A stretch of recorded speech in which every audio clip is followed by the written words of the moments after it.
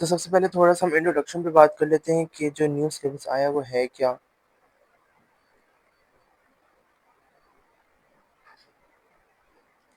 क्यों है क्या मतलब द नाइन्थ सिलेबस जो भी है।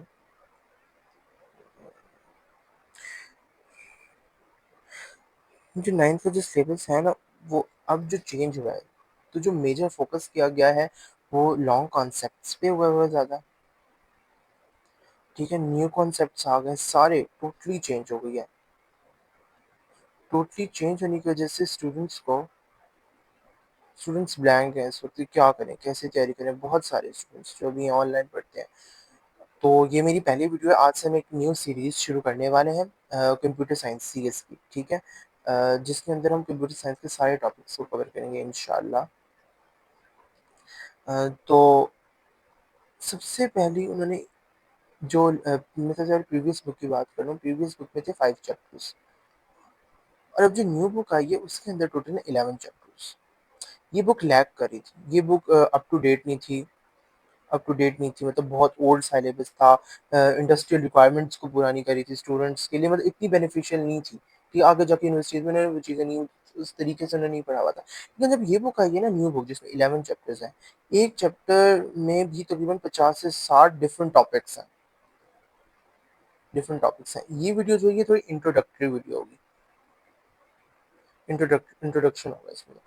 तो 50 से 60 टॉपिक्स को हम पिछले बुक्स में क्या करते थे, हम क्वेश्चंस की क्रैमिंग करते थे, ठीक है? हम कॉन्सेप्ट्स मेजरली फोकस जो होता था हमारा कॉन्सेप्ट्स पे नहीं होता था, चीज़ों को याद करने पे होता था, क्योंकि वो 5 चैप्टर्स थे, वो आराम से याद भी हो जाते थे। अब सिलेबस चेंज हुआ है, ठीक है? क्वेश्चंस की पॉलिसी तब्दील हो गई है, ठीक है? अब हमें चीज़ों को समझना है, ठीक है? हमने चीज़ों को लर्न करना है, ठीक है? From mistakes, learn from mistakes. ठीक है, हमने अपनी गलतियों से ही चीज़ों को सीखते हैं, ठीक है? तो हमने कंप्यूटर साइंस में भी यही करना है कि हमारी जो जितनी भी मिस्टेक्स होंगी, जितने टॉपिक्स होंगे, इंशाल्लाह मैं सारी कवर करवाऊँगा। आज हम एक चैप्टर शुरू करेंगे जिसकी थोड़ी-सी इंट्रोडक्शन होगी और आज हमारे चैनल की भी इंट्रोडक्शन होगी थोड़ी-सी। तो इसके बाद हम ये देखेंगे कि हमारा जो कितने चैप्टर्स हैं हमारी बुक के अंदर और क्या-क्या है, मतलब कैसे क्वेश्चंस को सॉल्व किया जाता है पेपर के अंदर। ये अभी तक हमें ये नहीं पता कि जो पेपर होगा आपका 2026 का जो पेपर होगा एंड ऑनवर्ड्स, वो कैसा होगा, ठीक है? तो आपको अपने आप को फुली प्रिपेयर करना पड़ेगा और मैं पहले कुछ 2-3 बातें आपको बताना चाहता हूँ जो कि बहुत इंपॉर्टेंट है, ठीक है? Marks doesn't matter. मैटर क्या करती है? आपका hard work, your hard work matters. आपकी डिटर्मिनेशन मैटर करती है कि आपने कितना टाइम दिया, अपना 100% दिया भी है या नहीं दिया, ठीक है? आपने अगर अपना 100% दिया, बाकी अल्लाह के साथ पे छोड़ दें, वो बेहतर फैसला करने वाला है और वही होगा जो अल्लाह चाहेगा। ठीक है, अब मार्क्स नहीं मैटर करते, आपके हार्ड वर्क कितना वर्क किया, ठीक है? आपने कितना टाइम दिया, आप कितना सिंसियर हो अपने काम के साथ, आप कितना सिंसियर अपने काम के साथ, आप कितने हार्ड वर्क, आपने कितनी तवज्जो से दी, आपने अपने कंप्यूटर को 1 से 2 घंटे एक दिन में किया है पर डे, ठीक है? 1 से 2 घंटे नहीं तो कम से कम 45 मिनट्स तो लाजमी देने चाहिए ना। 45 मिनट्स तो मस्ट है। जिस जो 45 मिनट से कम दे रहा है वो तो बिल्कुल ही ना, मतलब वो तो आए भी ना, वो तो कुछ नहीं कर सकता, क्योंकि अब सिलेबस हो गया मुश्किल। Syllabus is very, very hard now. जो बच्चा नहीं पढ़ेगा वो फेल हो जाएगा, मैं पहले बता रहा हूँ। आपको मेहनत करनी पड़ेगी, आपको करना पड़ेगा सब कुछ। तो अब हम चलते हैं अपनी इंट्रोडक्शन तो हो गया, आगे साथ-साथ इंट्रोडक्शन चलता रहेगा। मैंने छोटा-सा इंट्रोडक्शन दिया वो साथ-साथ हम चलते हैं, अब जो मैंने चैप्टर शुरू करवाना है। हाँ, जो हमारा चैप्टर है वो है नंबर सिस्टम्स, ठीक है? नंबर सिस्टम्स क्या होते हैं? हाँ, नंबर सिस्टम्स क्या होते हैं? सीएस के अंदर, ठीक, कंप्यूटर साइंस के अंदर बहुत सारी स्टोरीज़ हैं। एक्चुअली ना हमने हिस्ट्री को समझना है, the history of computer science. ये आजकल की तो कोई चीज़ नहीं है जो हम कहते हैं कि सीएस का दौर है, आज बिल्कुल आ गया है। बिल्कुल पाकिस्तान और डिफरेंट कंट्रीज़ में बिल्कुल सीएस का दौर है। क्यों नहीं है? CS is one of the most demanding degrees and fields of at that time of all time. तो सीएस की भी एक हिस्ट्री है, ठीक है? इस तरह नंबर सिस्टम्स जो हैं हमारे पास, हमने बेसिक्स है, बिल्कुल कंप्यूटर की ना बेसिक्स है। मैं आपको एक स्टोरी सुनाता हूँ। स्टोरी टाइम है, थोड़ा-सा ना हमारा स्टोरी टाइम होगा। स्टोरी टाइम हमारी ये है कि आज से तकरीबन फ्यू 100 ईयर्स, मतलब तकरीबन 100 साल पहले, तकरीबन 100 ईयर्स पहले लोगों ने ये देखा, मतलब जो रिसर्चर्स थे, जो साइंटिस्ट थे उस वक़्त के, जो मतलब कंप्यूटर के मैथ्स के स्पेशलिस्ट थे, वो तो खैर नहीं था, तो सबसे पहले तो हमारे पास वही, सबसे पहले तो चार्ल्स बेबेज ने, आपने नाम सुना होगा, उसने कंप्यूटर है क्या? कंप्यूटर जो है ना, एक ऐसा डिवाइस, एक ऐसी चीज़ जो कंप्यूशन करे, कि कंप्यूटर यानी कुछ कैलकुलेट करे, समथिंग कुछ कर रही है, मतलब कुछ समथिंग इन प्रोसेस, कुछ कैलकुलेट करिए, यानी 4+5 एक कैलकुलेशन है, इसका आंसर क्या 9 है। ठीक है, ये एक डिवाइस है जो हमें करके दे रही है, ठीक है, इसको हम कंप्यूटर कहते हैं, जो प्रोसेस कर रही है। हमें तो ये चीज़ बहुत ज़्यादा आसान लग रही है, लेकिन कंप्यूटर के लिए एज इट इज़ ये करना बहुत मुश्किल है। कंप्यूटर के पास दिमाग नहीं है, कंप्यूटर के पास दिमाग नहीं है, इंसानों की तरह नहीं होता, वो हमारी तरह प्रोसेस नहीं करता। ठीक है, तो आगे चलते हैं।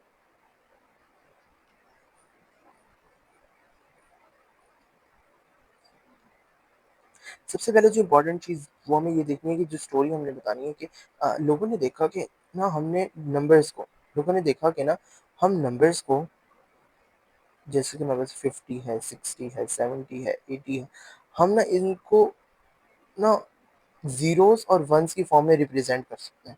यानी कि हम इन हर नंबर को, ठीक है, जौन-सा भी एग्ज़िस्ट कर रहा है, हम उसको ज़ीरोज़ और वन्स की फॉर्म में लिख सकते हैं। यानी कि समथिंग हम ना ऐसे कर सकते हैं कि ना, 67 लिखा ना, हम इसको 100 100 इस तरह से लिखते हैं। कोई भी रूल इस्तेमाल करके, कुछ भी करके हम इसको इस तरह से रिप्रेज़ेंट कर सकते हैं, जो भी ट्रांसलेट होके इस तरह से लिखा जाएगा।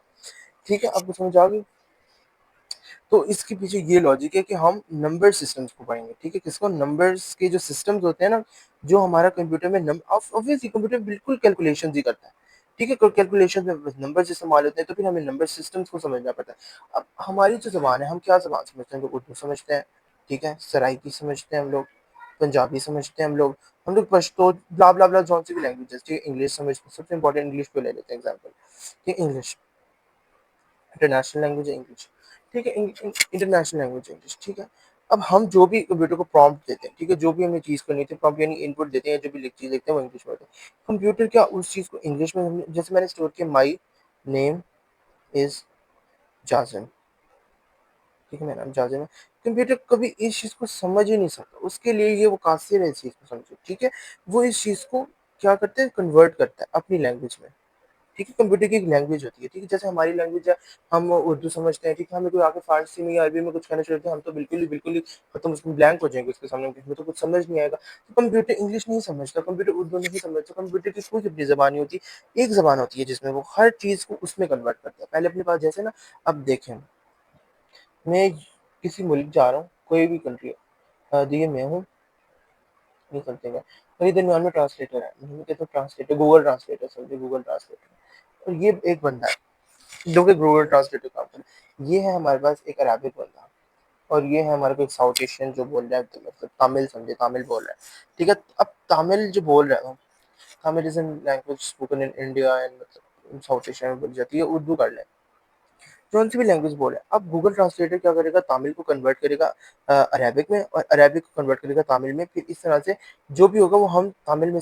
तमिल जो बोल रहे हो बंदा समझेगा अपने दिमाग में, ठीक है, और जो अरेबिक बोल रहा है वो भी इसी तरह से कन्वर्ट करके अपने पास स्टोर करके समझेगा चीज़ों को, ठीक है। इससे बगैर ट्रांसलेटर के बगैर काम नहीं, इससे कंप्यूटर भी एक ट्रांसलेटर की तरह ही काम करता है। कंप्यूटर हमारे पास जैसे है ना, कोई भी चीज़ है, कोई भी चीज़ है, कोई भी डाटा है, कोई भी डाटा, ठीक है, 1 2 A B C, even sound है, पिक्चर्स हैं, ठीक है, हर चीज़ को वंस और ज़ीरोज़ की फॉर्म, क्योंकि ना कंप्यूटर की जो लैंग्वेज है ना, कंप्यूटर की जो लैंग्वेज है, हमारी जो लैंग्वेज है उर्दू, ठीक है, कंप्यूटर की लैंग्वेज है 0 और 1 की लैंग्वेज, यानी कि इसे कहते हैं बाइनरी, बाइनरी लैंग्वेज। ये कंप्यूटर हर चीज़ को ज़ीरोज़ और वन्स की फॉर्म में, फॉर्मेट में क्या करते हैं, कन्वर्ट करते हैं और अपने पास समझते हैं, स्टोर कर लेते हैं, ठीक है? समझ आ गई? तो आज के लिए ये समझें कि कंप्यूटर के अंदर नंबर सिस्टम्स होते हैं, ठीक है? हमारे पास डिजिटल इलेक्ट्रॉनिक्स में क्या होते हैं, नंबर सिस्टम्स होते हैं, ठीक है? डिफरेंट डिवाइसेस के अंदर, और जिसमें से हमारे पास एक जो कंप्यूटर समझता है वो बाइनरी नंबर सिस्टम्स होता है, ठीक है? बाइनरी नंबर सिस्टम्स किसके अंदर होते हैं, कंप्यूटर के अंदर होते हैं। और मशीन लेवल डाटा रिप्रेजेंटेशन, ठीक है? अब मशीन जो होती है, हमारी जो मशीन होती है, मशीन लेवल, ठीक है, मशीन लेवल क्या है हमारे पास, 0 और 1, ठीक है। हम मशीन जो भी डाटा है हमारे पास, उसको हम किस में करते हैं, मशीन लेवल में लेकर आते हैं, फिर मशीन अपने आप समझती है और उस चीज़ को क्या करती है, अपने पास स्टोर करती है। ये आज सिर्फ एक स्टोरी और एक थोड़ा सा ना एक ओवरव्यू देना चाह रहा हूँ, ठीक है, कंप्यूटर सिस्टम वर्क कैसे करता है, ठीक है ना?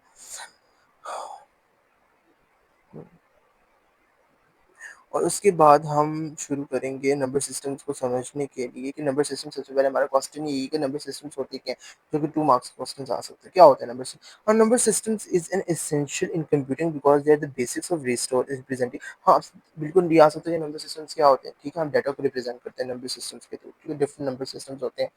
अब नंबर सिस्टम एसेंशियल क्यों है? क्यों हमें चाहिए नंबर सिस्टम? रिप्रेजेंटिंग के लिए डाटा को, ठीक है? स्टोरिंग के लिए और डाटा को प्रोसेस करने के लिए, क्योंकि कंप्यूटर एबीसी नहीं, 1 2 3 नहीं, कोई लैंग्वेज नहीं समझता, 0 1। हम हर चीज़ को, क्योंकि हम ह्यूमन अंडरस्टैंडेबल लैंग्वेजेस हम यूज़ करेंगे ना कंप्यूटर के साथ इंटरैक्ट करने के लिए। बैक एंड पे, ठीक है? बैक एंड पे कंप्यूटर ऐसा करता है कि उस चीज़ को क्या करता है, कन्वर्ट करता है, ठीक है? कन्वर्ट करता है ज़ीरोज़ और वन्स के फॉर्मेट, यानी कि 0 1 1 0 0 1 0 0 0, इस तरह से कन्वर्ट करता जाता है। अब इससे थोड़ा-सा अननीट हो गया है तो।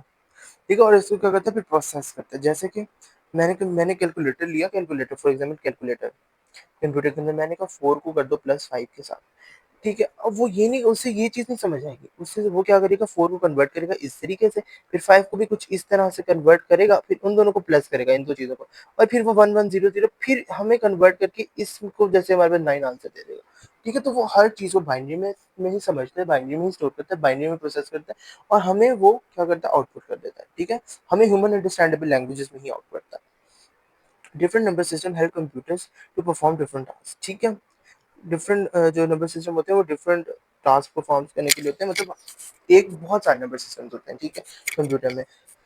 ठीक है? डाटा स्टोरेज डाटा ट्रांसफर करने के लिए इस्तेमाल होते हैं, और डिफरेंट टाइप्स ऑफ इंफॉर्मेशन में यूज होते हैं, टेक्स्ट, कलर्स और मेमोरी लोकेशन में भी नंबर सिस्टम्स, मेमोरी जो कलर, जैसे कि कलर है, ठीक है, ये कलर, अब बिल्कुल ये किसके पीछे साइंस है, ये ऐसे नहीं लिखा जा रहा, ये बिल्कुल स्टोर हो रही है चीजें, ठीक है, टेम्परेरी स्टोर हो रही है, ठीक है, ये जो कलर है, अगर आप यहाँ जाएं, आप मोर कलर्स में जाएँ, ठीक है? अब ये हेक्साडेसिमल, ये एक नंबर सिस्टम है, ये वाला जो कलर है इसकी हेक्साडेसिमल वैल्यू है। अब मैं इनकी कॉम्बिनेशन तब्दील करता जाऊँगा, कलर तब्दील होते जाएँगे हेक्साडेसिमल वैल्यूज़ में। तो बहुत सारे नंबर सिस्टम बहुत सारी चीज़ों के लिए इस्तेमाल होते हैं। आज के लिए मुझे ऐसा लगता है इतना ही काफ़ी है आप लोगों के लिए, तो मिलते हैं नेक्स्ट वीडियो के लिए, तब तक के लिए अल्लाह हाफ़िज़।